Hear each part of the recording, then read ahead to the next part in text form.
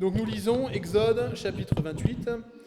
Ils feront l'éphod en or, en fil bleu, en pourpre et en cramoisi, et en fin lin retors. Il sera fait selon l'art du brodeur. On y fera 2 bretelles qui le relieront par ses 2 bords. C'est ainsi qu'il sera assemblé. L'écharpe sera faite du même matériau que l'éphod et fixée sur lui. Elle sera en or, en fil bleu, pourpre et cramoisi, et en fin lin retors. Tu prendras 2 pierres d'onyx, tu y graveras les noms des fils d'Israël, 6 noms sur une pierre et 6 autres sur la seconde pierre, d'après leur ordre de naissance. Tu graveras les noms des fils d'Israël sur les 2 pierres, comme le fait un graveur de pierre, un graveur de cachet, c'est-à-dire de sceau. Tu les entoureras de montures en or. Tu mettras les 2 pierres sur les bretelles de l'éphod en souvenir des fils d'Israël, et c'est comme souvenir qu'Aaron portera leur nom devant l'Éternel et sur ses 2 épaules.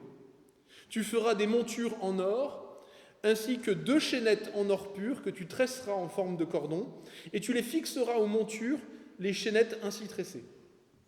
Tu feras le pectoral du jugement, selon l'art du brodeur.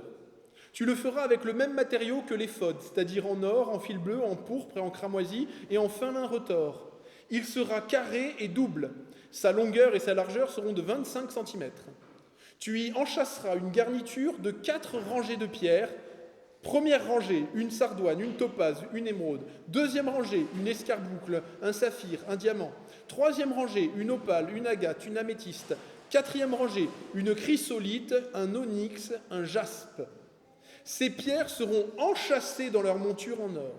Il y en aura 12, d'après les noms des fils d'Israël.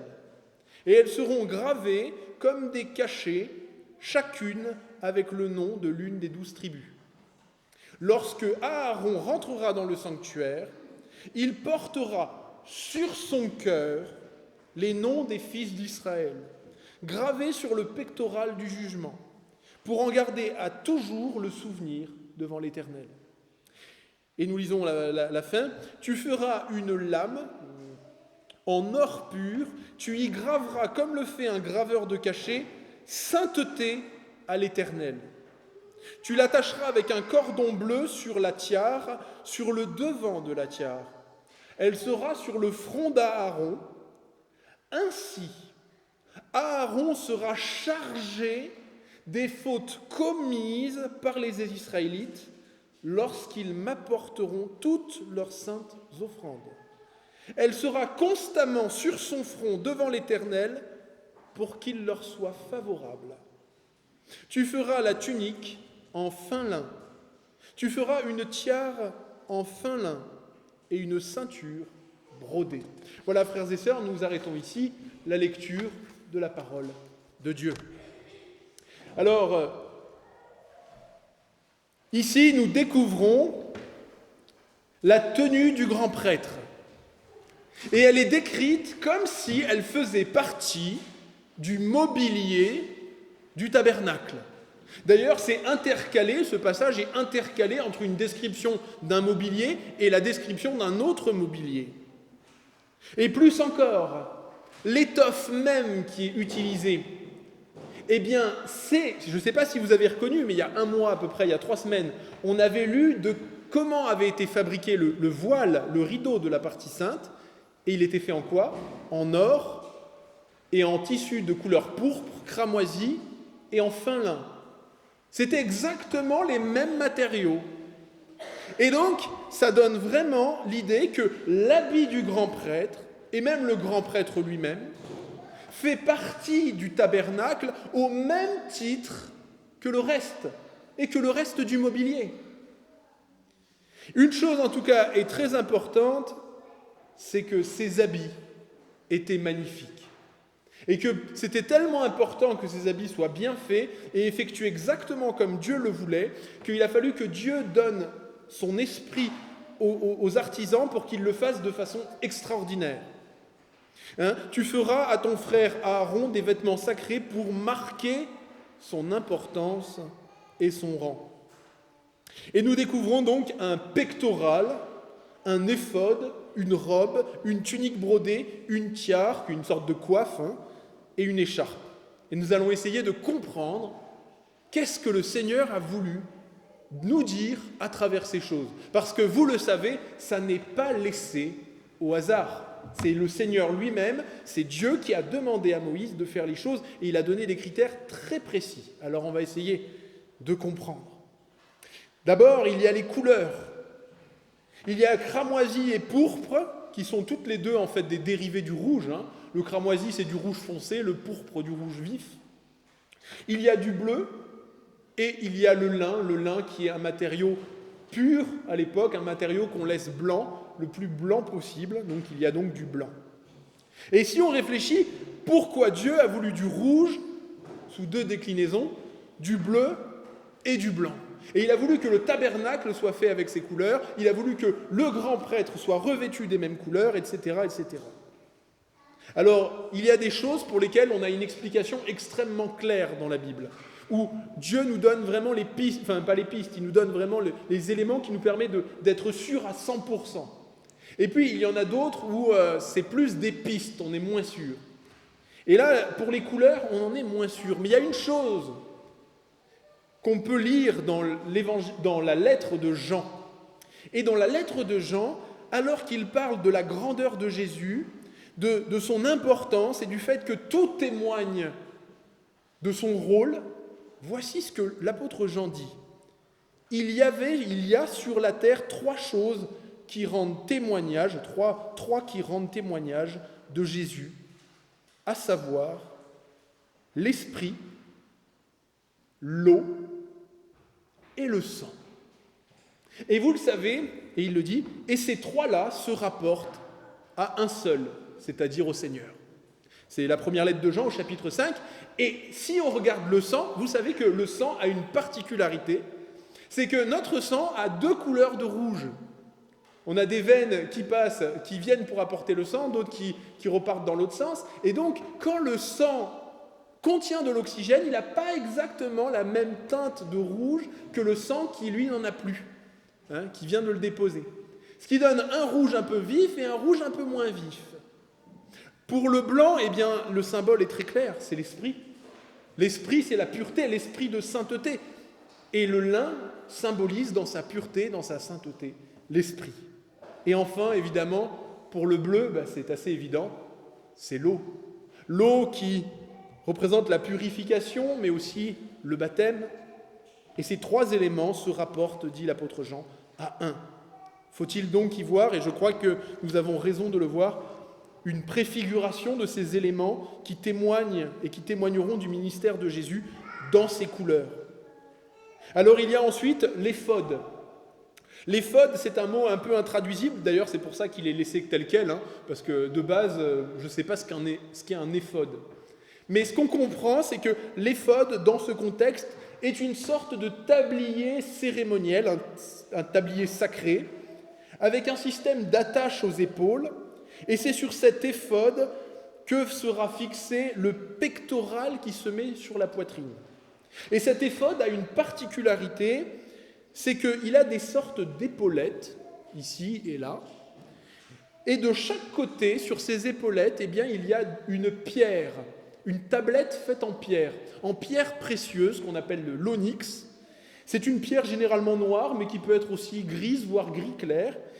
Et Dieu a voulu que sur chacune de ces tablettes, il y ait les noms des tribus d'Israël. Et donc, sur ce tablier, qu'est-ce qu'on trouve? On trouve ce motif, cette chose assez étonnante, qu'on ne trouve dans aucune culture, aucun peuple. Il y avait toutes sortes de prêtres autour de nations païennes avec des prêtres, mais aucun n'avait une tenue pareille. Ce pectoral avec 4 rangées de 3 pierres précieuses, chaque pierre précieuse étant distincte des autres, faite dans une matière différente, toutes des pierres précieuses. Et sur chacune de ces pierres précieuses est gravé le nom d'une des tribus d'Israël.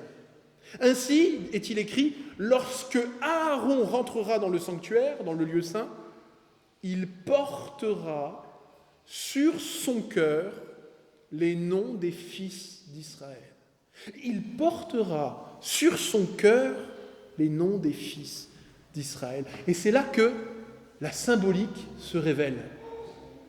Dieu a voulu qu'il y ait à travers ce symbole que le grand prêtre, pour le grand prêtre, qu'il comprenne que pour effectuer sa mission au temple, il doit le faire en portant tout le peuple, avec toute sa diversité, sur son cœur, dans son cœur. Il doit aimer le peuple, le considérer comme précieux et l'avoir dans son cœur. Et ça doit être quelque chose d'indélébile puisque chaque nom est gravé sur de la pierre précieuse, ça ne s'enlève pas, on peut faire beaucoup de choses, mais ça ne s'enlèvera pas. Ce qui est gravé sur de la pierre précieuse, c'est des roches très solides. Et donc, ça nous fait aussi comprendre que lorsque le grand prêtre entre dans le lieu saint, dans le tabernacle, dans cette tente de la rencontre avec Dieu, qu'est-ce qui se passe ? Eh bien, Dieu reçoit le grand prêtre comme si c'était le peuple en entier qui venait dans la tente. C'est-à-dire que quand Dieu voit le grand prêtre, il voit le peuple à travers le grand prêtre. Tout ce que le grand prêtre va faire, tout ce qu'il va offrir, toutes les prières qu'il va prononcer, tous les rituels qu'il va accomplir, c'est comme si c'était le peuple en entier qui va le faire. Le grand prêtre est identifié, il est le porte-parole de tout le peuple. Et c'est là où nous avons quelque chose d'important à comprendre, c'est justement ce qu'est un prêtre. Alors pour nous, c'est compliqué parce que y a toute l'imagerie peut-être catholique ou populaire qui vient brouiller un peu notre compréhension. D'ailleurs, à l'origine, le mot pour prêtre dans le Nouveau Testament, eh bien, on ne le trouve pas appliqué au mot prêtre. Le mot prêtre en français vient du grec qui a donné presbytre, presbytère, etc., qui veut juste dire un ancien ou un responsable. Ça n'est pas le même mot. Et le mot prêtre, autrefois en latin, c'était le mot sacerdos, ce qui est le prêtre, comme les prêtres des religions païennes ou le prêtre dans l'Ancien Testament. Et donc, le prêtre, pour la distinguer, il y a une grande distinction entre le prêtre et le prophète. Est-ce que vous savez ce que c'est la distinction entre le prêtre et le prophète ? Parce que les deux, finalement, c'est des choses importantes que Dieu a données, mais fondamentalement, dans leur ministère, c'est quoi la différence entre un prêtre et un prophète ? Est-ce que quelqu'un a une idée de ce que c'est ? C'est pas évident, hein ? Eh bien, je vais vous la dire. Le prophète, quand il agit, quand il parle, d'abord, il agit et il parle surtout, ou premièrement, envers les hommes. Il parle aux hommes, le prophète, et il le parle de la part de Dieu. Et le prêtre, eh bien, c'est le contraire. Le prêtre, il agit et il parle à Dieu, mais de la part des hommes. Et c'est pourquoi le prêtre, nous comprenons que Dieu a demandé à Aaron, il a choisi, il a désigné Aaron comme grand prêtre pour être un pont, un médiateur entre Dieu et les hommes. Et ça, c'est une idée qui nous paraît peut-être à première vue un peu curieuse. Pourquoi est-ce que Dieu a demandé à un homme d'agir comme étant un médiateur, un pont entre lui et les hommes ? Eh bien, la réponse à cela, c'est parce que c'est important pour nous, les êtres humains, de reconnaître la distance qu'il y a entre nous et Dieu. Eh oui, il y a une distance entre nous et Dieu, une grande distance. Et cette distance, nous enseigne le reste de la Bible, elle est créée par ce qu'on appelle le péché. Le péché, c'est notre refus de donner à Dieu et aux autres créatures de Dieu ce qui leur est dû. C'est la meilleure définition, je trouve, qu'on peut donner. C'est le refus de donner à Dieu et à ses créatures, et à sa création, ce qui est dû. On ne doit pas donner des choses différentes, on ne doit pas donner les mêmes choses à Dieu et aux hommes, mais chacun mérite des choses et on doit leur donner le respect qui leur est dû. Et malheureusement, c'est ce qu'enseigne l'Écriture, eh bien, nous n'y arrivons pas. Nous ne donnons pas à Dieu l'amour, le respect, l'adoration, tout ce qui lui est dit, l'obéissance qui lui est due, et nous ne donnons pas non plus l'amour, le respect, la compréhension que notre prochain mérite également.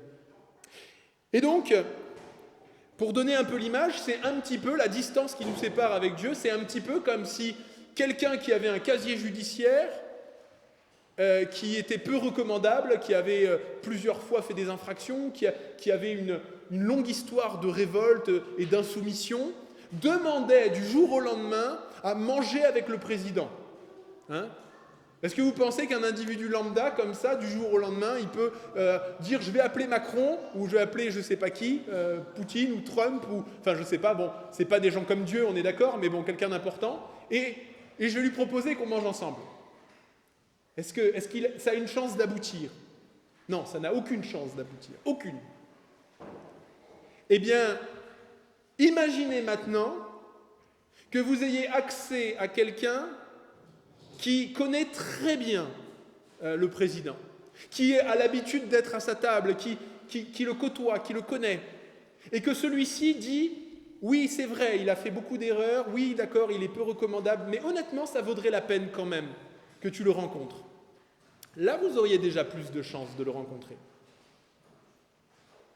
Mais c'est vrai que nous comprenons qu'il y a cette grande distance entre nous et Dieu, et nous avons parfois tendance, dans notre société, dans notre façon de penser, surtout, que on pourrait, comme ça, n'importe qui, s'approcher de Dieu, le Créateur de toutes choses, avec des pensées et des mains impures et sales. Mais en fait, ça ne fonctionne pas comme ça. Et c'est pour ça que Dieu a voulu, à travers le système du tabernacle, des sacrifices, du grand prêtre, expliquer qu'il y a une distance, une barrière, et qu'on ne peut pas aller à lui sans un médiateur, sans un intermédiaire, sans passer par un pont. Et ça, c'est important pour nous de le comprendre. Et d'ailleurs, voilà la raison, et la raison, elle est sur le front, sur la tiare du grand prêtre, comme il est écrit, puisqu'il a ce bandeau en or gravé avec ce signe, « La sainteté est à l'Éternel » ou « Saint est l'Éternel ». C'est-à-dire que ça signifie que celui qui s'approche de Dieu, celui en particulier qui doit remplir ce projet, cette mission que Dieu lui a confiée, de porter les péchés du peuple, nous l'avons lu, eh bien celui-là doit être parfaitement saint. Parce que rien d'impur ne peut s'approcher de Dieu. Il faut que celui qui s'approche de Dieu soit sans tache et sans reproche. Et nous le savons, et c'est dit tout de suite dans l'Ancien Testament, eh bien le grand prêtre lui-même n'était pas suffisamment pur, n'était pas suffisamment sans tache pour s'approcher suffisamment de Dieu. Tout cela était signifié par les différentes fêtes et par les différents rituels. En particulier, il y avait au jour du Yom Kippour, le jour de la grande expiation, eh bien, ce jour où c'était le seul jour dans toute l'année où le grand prêtre avait le droit d'entrer dans le lieu très saint. Et on sait qu'il devait en règle générale porter des clochettes. Ça, on n'est pas sûr pour le coup de la corde autour du pied, mais par contre on sait qu'il avait des clochettes. Et les clochettes, c'était pour savoir qu'il était toujours en vie, qu'il était en train de se déplacer, que Dieu ne l'avait pas repris. Et lorsqu'il entrait, il devait laisser de côté tous ses vêtements resplendissants et entrer simplement avec une simple tunique de lin. Le grand prêtre enlevait tous ses habits prestigieux. Et après avoir offert un sacrifice pour ses propres péchés, alors seulement il pouvait entrer et offrir le sang du sacrifice au nom de tout le peuple. À travers ces choses, le Seigneur faisait comprendre qu'il fallait un pont, un intermédiaire qui soit parfait, qui soit pur et sans reproche. Quelqu'un qui allait enfin pouvoir s'avancer vers Dieu et quelque part, pardonnez-moi l'expression, mais convaincre le Seigneur pour que le peuple soit pardonné et qu'il soit sauvé de ce monde déchu et perdu. Et ça, c'est un thème qu'on retrouve dans toute l'Écriture. On le retrouve dans les psaumes, par exemple au psaume 15, où le roi David écrit cette phrase extraordinaire. Il écrit « Seigneur éternel, qui pourra séjourner dans ta tente ou dans ton tabernacle? Qui pourra subsister et rester sur ta montagne sainte, c'est-à-dire le lieu de ta présence?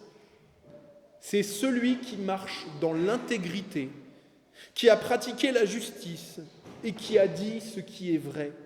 Celui qui ne calomnie jamais avec sa langue et qui n'a jamais fait de mal à son semblable. » Et là, la question se pose, mais qui pour remplir cette mission? Qui parmi nous n'a jamais utilisé sa langue à mauvais escient? Qui parmi nous n'a jamais fait de mal à son prochain?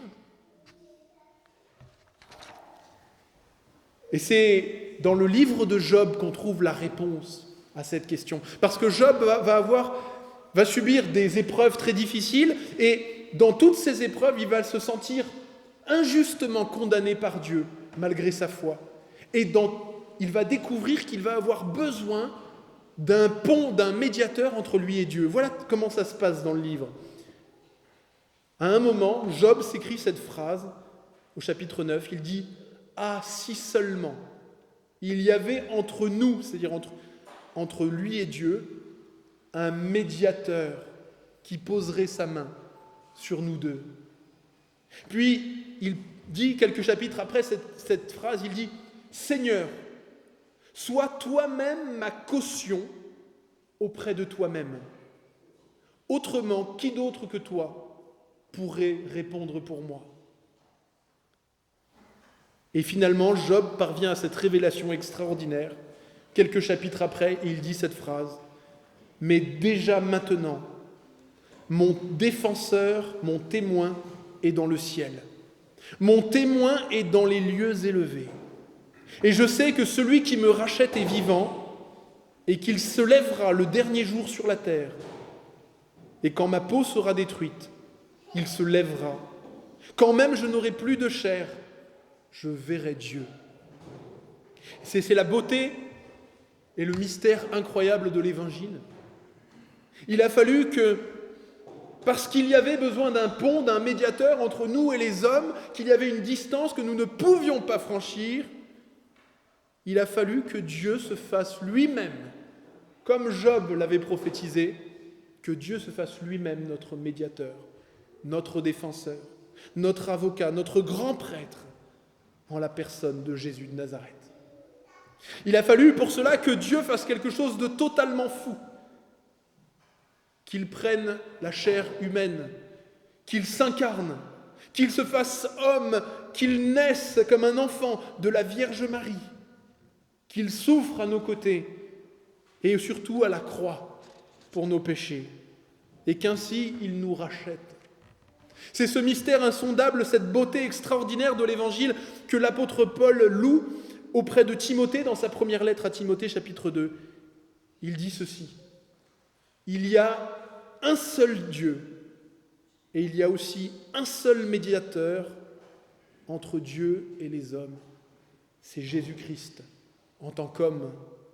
Il s'est donné lui-même en rançon pour tous. » Et l'apôtre Paul commentera et dira aux anciens d'Éphèse, il dit « Veillez à l'Église de Dieu qu'il a rachetée par son propre sang. » L'Église que Dieu a rachetée par son propre sang. Oui, il nous fallait un médiateur unique, un pont entre Dieu et les hommes. Il nous fallait ce grand prêtre. Et tout cela était préfiguré à travers l'habit unique de ce grand prêtre unique avec sa tunique de lin, qui préfigurait tant la tunique du Seigneur que son suaire. Et son éphode, son pectoral, renvoyait au fait que Jésus allait être notre représentant, que tout ce qu'il avait accompli dans sa justice, il l'a fait parce qu'il était celui qui nous portait, qui nous représentait. Et que tout ce que Jésus faisait dans sa vie, dans sa justice parfaite, c'est Dieu qui nous voyait le faire à travers lui. Et cela nous était compté pour justice. Et quand ensuite il a franchi le voile et qu'il s'est offert en sacrifice pour racheter nos péchés, il a accompli la vocation du grand prêtre en portant nos péchés. Nous oublions parfois qu'un seul des péchés, le plus petit péché, suffit déjà pour nous éloigner éternellement de Dieu et nous couper de la vie éternelle. Mais Jésus nous a rachetés de tous nos péchés, des millions de péchés pour chaque individu. Et il n'y a pas d'autre pont, pas d'autre médiateur que lui. Au passage, j'en profite pour dire que le passage que nous avons lu est extrêmement clair. Il n'y a qu'un seul grand prêtre, et il est dans les cieux, il n'est pas au Vatican. Il n'y a qu'un seul médiateur, et c'est un homme, Jésus de Nazareth. Ni sa mère, ni les martyrs, ni les saints, ni qui que ce soit, ni aucun être humain qui marche sur cette terre actuellement. Aucun autre que lui n'aurait été digne ou n'aurait pu la faire. Aucun autre n'aurait pu supporter ou porter d'une manière ou d'une autre nos péchés et prendre sur lui nos fautes et nos manquements. Et c'est pour cela que la lettre aux Hébreux parle des dizaines et des dizaines de fois de Jésus comme grand prêtre. Et je veux conclure un peu sur ces choses et rappeler à quel point c'est un enseignement essentiel pour comprendre qui est Jésus et ce qu'il a fait pour nous. Si nous ne comprenons pas ce que c'est que Jésus comme grand prêtre, combien notre compréhension de Jésus est petite. Il est écrit en Hébreux chapitre 2, « En effet, le Christ, Jésus, devait devenir semblable en tout à ses frères, c'est-à-dire à nous, afin d'être un grand prêtre rempli de compassion et fidèle dans le service de Dieu pour faire l'expiation des péchés du peuple. Il nous convenait en effet d'avoir un grand prêtre comme lui, saint, innocent, sans tache, séparé des pécheurs, et plus élevé que les cieux. Il n'avait pas besoin, comme les grands prêtres, d'offrir chaque jour des sacrifices pour ses propres péchés, et ensuite pour ceux du peuple, car cela, il l'a fait une fois pour toutes, en s'offrant lui-même. Mais le Christ est venu comme un grand prêtre des biens à venir. Il a traversé le tabernacle, le plus grand et plus parfait, celui qui n'a pas été construit par les hommes, qui n'est pas de cette création. Et il est entré une fois pour toutes dans le lieu très saint, non avec le sang des boucs ou des veaux, mais avec son propre sang, ayant obtenu un rachat éternel. Tout prêtre se tient debout chaque jour pour accomplir son service et offrir souvent les mêmes sacrifices qui cependant ne peuvent jamais enlever les péchés. Mais lui, après avoir offert un seul sacrifice pour les péchés, s'est assis pour toujours à la droite de Dieu. Et là, je vous pose une question. On va voir si vous avez bien écouté. Quel mobilier on retrouve dans nos temples, mais qu'il n'y a pas dans le temple de Dieu, ni dans le tabernacle? Est-ce que vous savez quel mobilier, quelle pièce de mobilier il y a à peu près partout ici, mais qu'il n'y a pas dans le temple de Dieu ou dans le tabernacle? Exactement. Il n'y a pas de chaise. Pas une seule chaise. Pas un seul endroit où s'asseoir. Pourquoi ? Parce que Dieu voulait signifier par cela que ni les prêtres, ni le grand prêtre ne pouvaient parvenir à un moment où ils pouvaient dire « J'ai fini, c'est terminé, c'est bon, j'ai fait ma tâche, on n'a plus besoin. » Non, il fallait tout le temps offrir des sacrifices, parce que ce n'était jamais fini, ça n'était jamais payé. Mais ici, Hébreu nous dit, après avoir fait cela, le Seigneur s'est assis à la droite de Dieu. C'est terminé. C'est fini. Une fois pour toutes, il a réglé le problème du péché. Il a ouvert le pardon. Il a créé le pont établi une fois pour toutes qui ne sera jamais enlevé entre nous et Dieu. Et c'est pourquoi Jésus, notre grand prêtre, nous invite en ce temps de Noël à la joie. Lui qui a dit à ses disciples « Réjouissez-vous de ce que vos noms sont inscrits dans les cieux. » Nous ne sommes pas inscrits sur les pierres d'un habit quelconque, mais le prophète Ésaïe avait prophétisé de la part de Dieu et avait dit, ou Dieu avait dit à son peuple, « J'ai gravé ton nom sur les paumes de mes mains, et l'image de tes remparts ne quittera pas mes yeux. » Ces remparts, ce sont les remparts de la nouvelle Jérusalem, de la Jérusalem céleste, qui représente l'Église. Nous le voyons dans les visions, dans l'Apocalypse, on pourra en parler une autre fois si vous voulez, où les murailles de la ville sont faites dans les 12 pierres des 12 tribus. Mais cette fois-ci, elles portent le nom des 12 apôtres de l'agneau. Nos noms, frères et sœurs, sont inscrits sur le cœur de Christ. Nous pouvons trouver en tout temps la paix et le repos en ce temps de Noël, car Christ, notre grand prêtre, est assis dans les lieux célestes. Il a accompli tout ce qu'il devait faire pour obtenir notre pardon et notre rachat, notre salut. Il porte sur son cœur nos noms, et nos noms sont gravés sur ses mains, percées par les clous. Et je vous invite à conclure par la prière. Prions. Seigneur, quel privilège immense nous avons, quel privilège incroyable nous avons d'avoir un grand prêtre tel que Jésus. Il fallait un pont, un médiateur entre toi et nous, et c'est ta parole éternelle, ton Fils éternellement engendré qui est venu sur cette terre pour remplir ce rôle. Il a fallu qu'il y ait l'incarnation afin que nos noms soient inscrits dans les cieux, que tout soit porté, que la foi suffise pour le salut. Merci de cette œuvre extraordinaire. Puisse l'Esprit nous graver ces vérités au fond de notre cœur, comme nos noms de la même manière sont inscrits sur ceux de ton Fils. Dans le nom de Jésus. Amen.